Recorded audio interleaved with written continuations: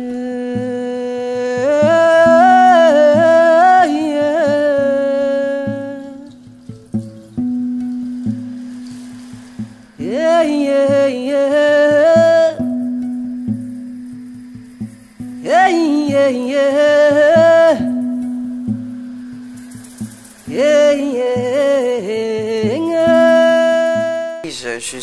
suis née au Cameroun il y a plus de 40 ans et j'ai grandi dans un univers vraiment, je pense que c'est maintenant que je m'en rends compte comment cet univers m'a formée. Et tu parlais tout à l'heure de la grand-mère d'Achille. Manifestement, peut-être au Cameroun ou ailleurs aussi, les grands-mères ont un rôle extrêmement important. Et pour moi, dans ma vie, ma grand-mère a été une sorte de point cardinal. Et au-delà du fait que je suis son homonyme, je porte son nom, elle a eu beaucoup d'influence directe dans ce que je suis devenue. Et donc, je pense que c'est cet univers de femmes qui m'a énormément formée, parce que je suis née dans une grande famille où il y avait beaucoup de femmes, pas assez d'hommes, et où les hommes qui étaient là n'étaient pas là, pour ainsi dire. Donc c'était vraiment déjà de la génération de mon arrière-grand-mère, de la génération de ma grand-mère, de la génération de ma mère, de ma propre génération, et quelque part ça continue avec les générations qui sont après moi dans la famille. On a grandi, je suis issue d'un milieu extrêmement modeste, à la limite pauvre. Mais n'empêche que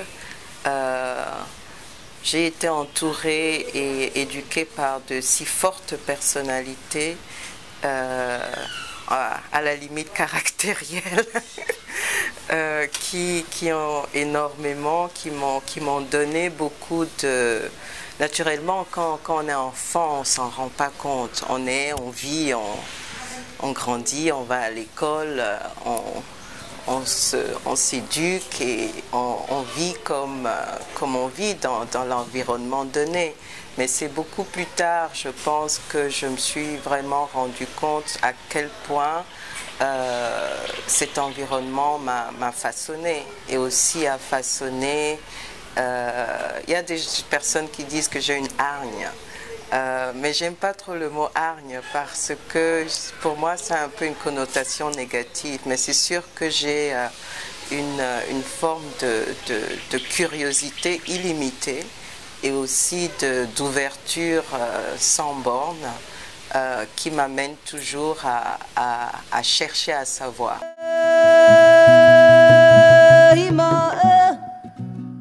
Quand je grandissais et que tout le monde à un certain âge, je ne sais pas, autour de 6, 7, 8, 9 ans au plus tard, s'imagine grand. Donc quand on me demandait, quand tu seras grande, qu'est-ce que tu voudrais être, je me rappelle très bien, à l'époque, je disais toujours médecin et toujours pédiatre. Mais naturellement, avec le temps, je me suis rendu très vite compte que je n'ai aucune capacité pour les sciences, et non plus aucune patience pour faire 10 ans d'études avant de pouvoir exercer. Mais c'est intéressant qu'on en parle maintenant, parce que quelque part, cette envie de servir et de soigner fait partie du commissariat aussi. Donc quelque part il y a une sorte de lien, parce que si tu regardes l'étymologie du mot commissaire d'exposition en anglais, qui est curator, cura veut dire soigner. take care.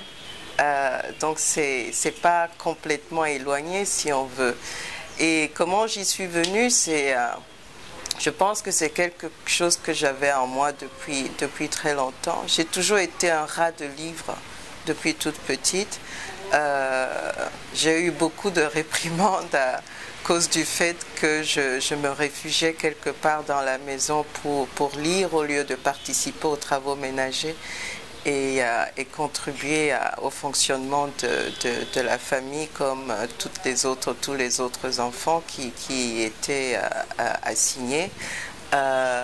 Donc la littérature m'a beaucoup apporté et c'est à travers la littérature en fait que je suis venue à l'art et que avec la migration, parce qu'à l'âge de 13 ans, on a émigré du Cameroun vers la Suisse et j'ai toujours été très enchantée, émerveillée par la production artistique. Donc pendant que mes copines faisaient du shopping, moi j'allais dans les musées, dans les expositions depuis toujours. Et je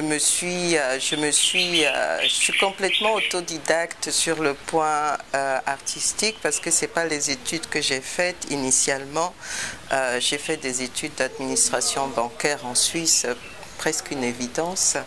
Et plus tard, j'ai fait une formation en management culturel et c'est comme ça, de fil en aiguille, naturellement, qu'on arrive au commissariat.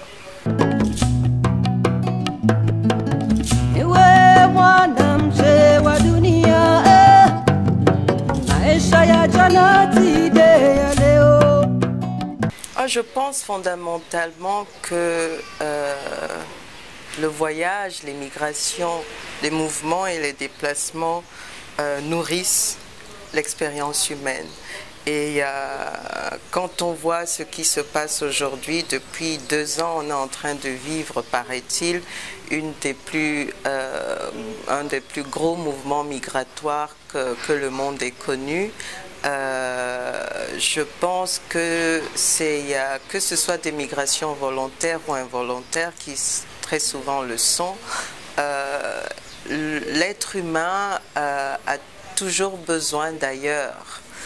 Et cet ailleurs l'élargit, et cet ailleurs le construit, cet ailleurs le nourrit, cet ailleurs l'inspire.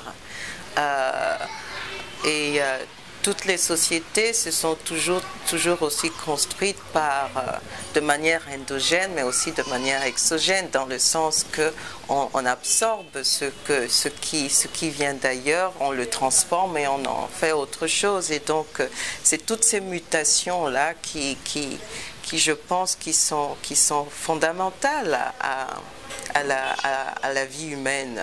Et c'est tout à fait normal que les gens veuillent soit en mouvement, parce que notre corps lui-même, si on reste dans ce temple qui est le corps que nous portons, il est en perpétuel mouvement, il a du rythme lui-même. Je ne sais pas si tu as déjà fait l'expérience d'écouter ton corps, il y a du son dans ton corps. Donc je pense que c'est naturel. Mon Sénégal, il a commencé bien avant que je n'arrive au Sénégal. Ça, déjà, j'ai grandi au Cameroun, je me rappelle très bien. À un certain moment, on avait des voisins sénégalais. Et une famille que j'aimerais tellement retrouver, que je pense que je retrouverai peut-être jamais, la famille de Monsieur Farbagnan, qui étaient nos voisins. On était dans une concession, plusieurs maisons, et ils avaient loué la maison juste à côté. Donc j'avais à l'époque genre 6, 7, 8 ans, quelque chose comme ça.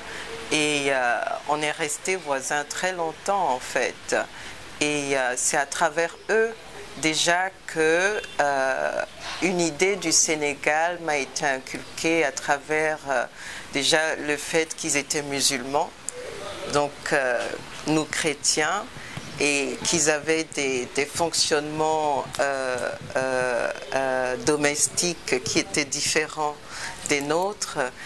C'est à travers eux naturellement qu'on a connu que nous on appelle la fête du mouton, donc l'Aïd, la Tabaski, les repas sénégalais, et surtout que M. Niang me disait toujours que je ressemblais à une petite Peul du Sénégal.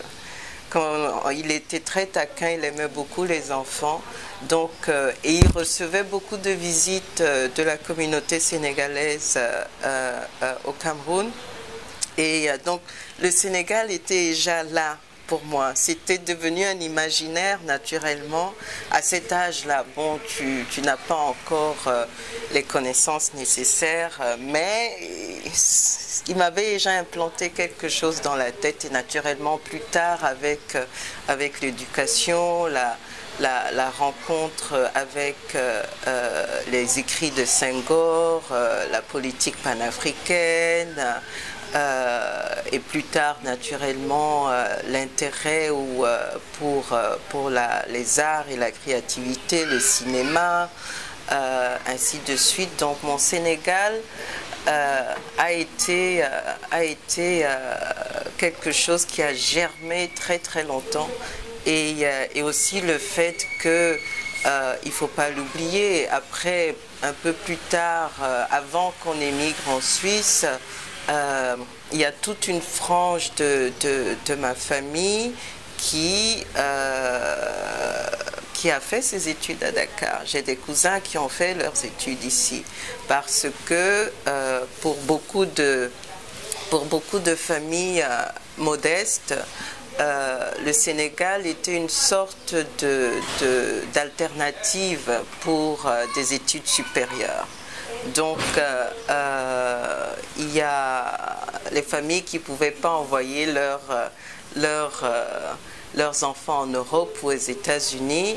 L'alternative pour de bonnes études était le Sénégal. Donc, il y avait un côté phare comme ça de développement, de pays avancés, de pays ouverts, et naturellement aussi de Senghor qui a théorisé la négritude, et qui a été un premier président exemplaire.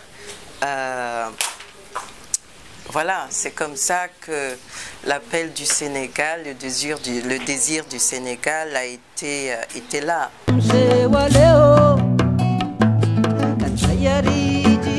Bon, j'insiste toujours à dire que Raw Material Company n'est pas une galerie.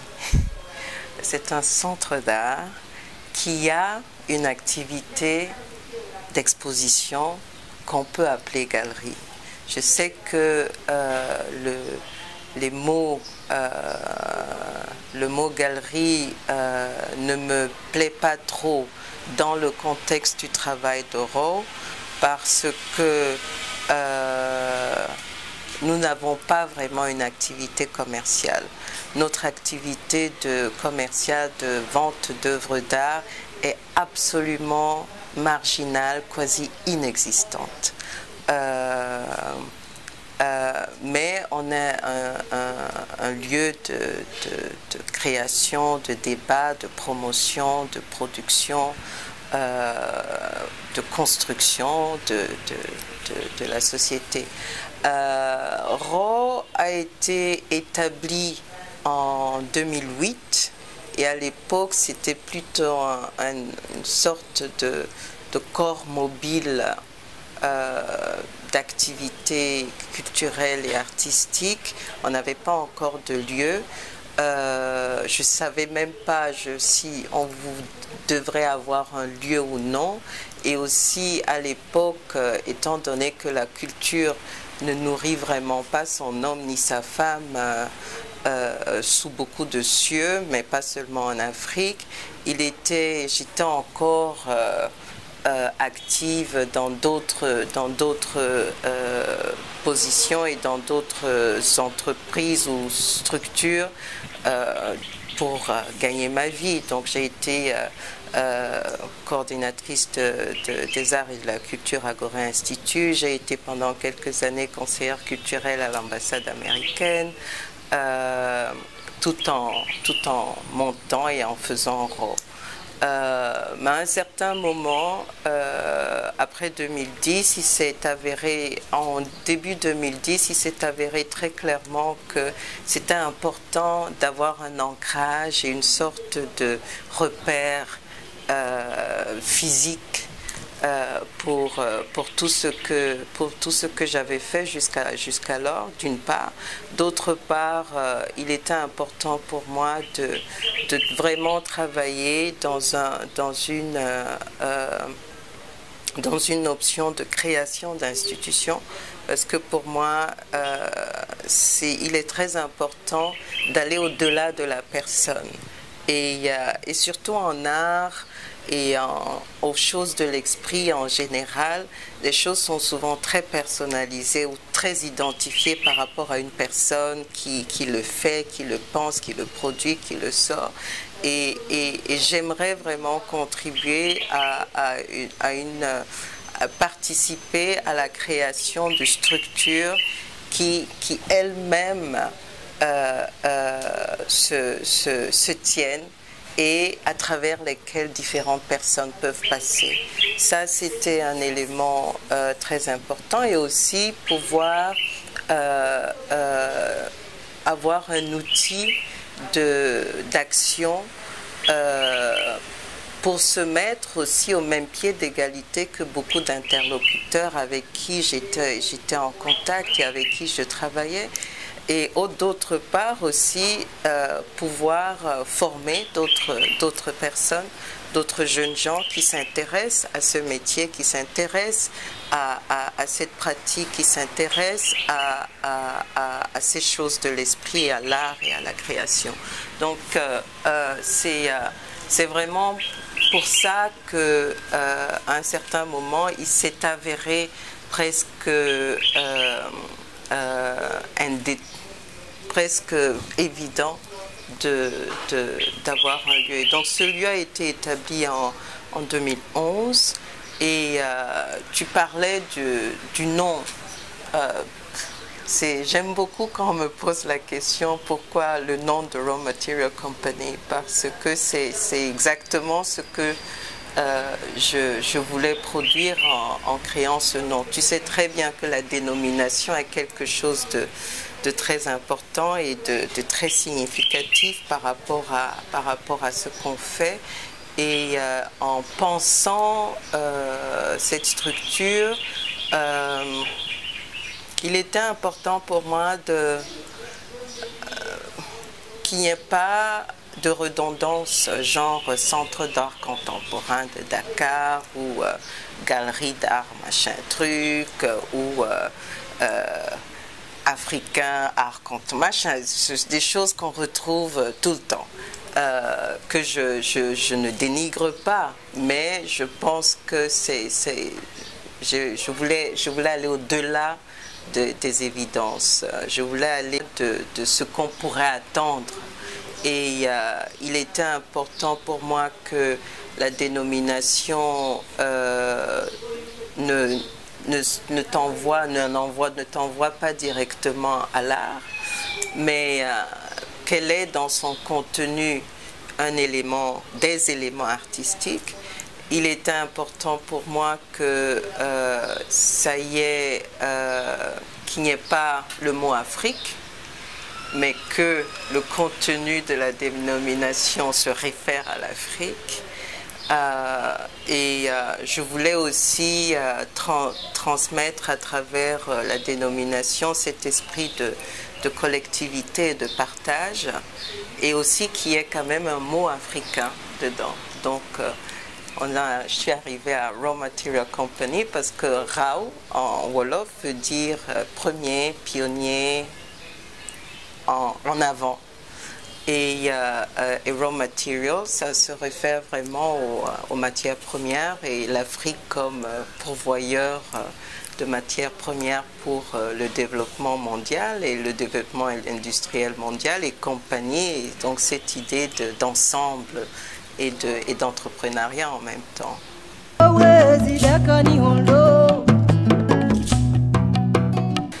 Well, Visionary Africa, c'est un projet pas très simple pour moi, dans le sens que j'étais à la source de la réflexion de ce qui est devenu après Visionary Africa. Visionary Africa est né d'un désir d'une institution belge de célébrer les 50 ans des indépendances africaines en 2010. Et c'est le Palais des Beaux-Arts de Bruxelles qui a invité David Adjaye, qui est un architecte d'origine ghanéenne très réputé aujourd'hui, à concevoir une exposition pour la célébration des 50 ans des indépendances. Et par la suite, David étant architecte et pas commissaire, il s'est entouré de différentes personnes pour l'aider à cette tâche. Donc il m'a invité à concevoir la partie art contemporain de cette exposition, parce qu'elle était organisée sur 3 volets. Il y avait le volet art contemporain, le volet art classique, qui était organisé par une collègue, Anne-Marie Boutiot, qui est commissaire en chef au musée de Tervuren, qui est un des plus grands musées et des plus grandes collections d'art classique africain, et une collègue, Nana Oforiata Ayim, qui s'est occupée de tout le volet histoire culturelle de l'Afrique depuis le 8e siècle, un truc comme ça. Et c'est au bout de cette exposition et de ces échanges que le Palais de Beaux-Arts et l'Union européenne ont développé, j'oubliais de dire, en parallèle à cette exposition qui s'est intitulée Geographics, A Map of African Art Past and Present, il y avait aussi l'exposition de Simone Djamil, une très belle exposition de photos, aussi rétrospective comme ça, de la pratique photographique de la photo en Afrique, qui s'appelle Useful Dream, un rêve utile.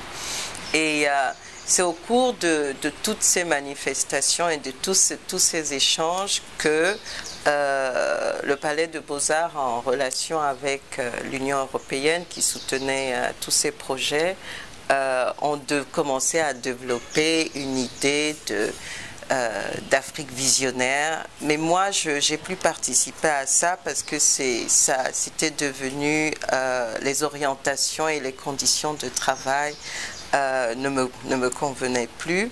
Et donc, j'avoue que j'ai pas vraiment suivi comment ça s'est déroulé. Je sais qu'ils ont fait beaucoup de choses dans différents pays en Afrique, que David a construit une sorte de prototype de centre d'art mobile qu'on peut installer, un pavillon en fait d'exposition qui a été installé à différents endroits en Afrique, notamment à Ouagadougou, au Caire et tout ça.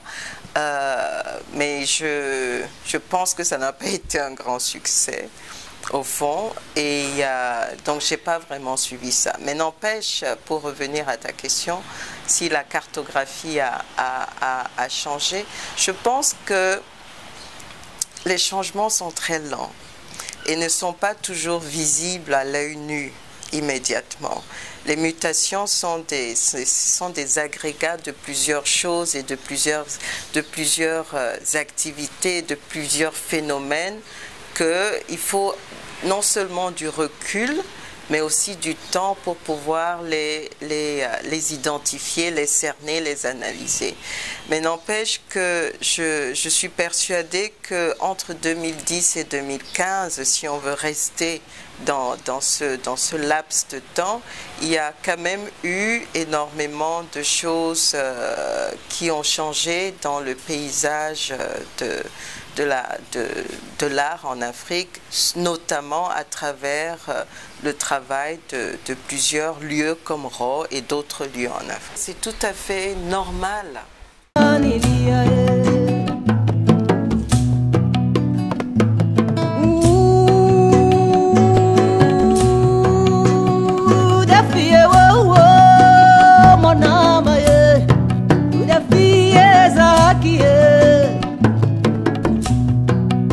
Yo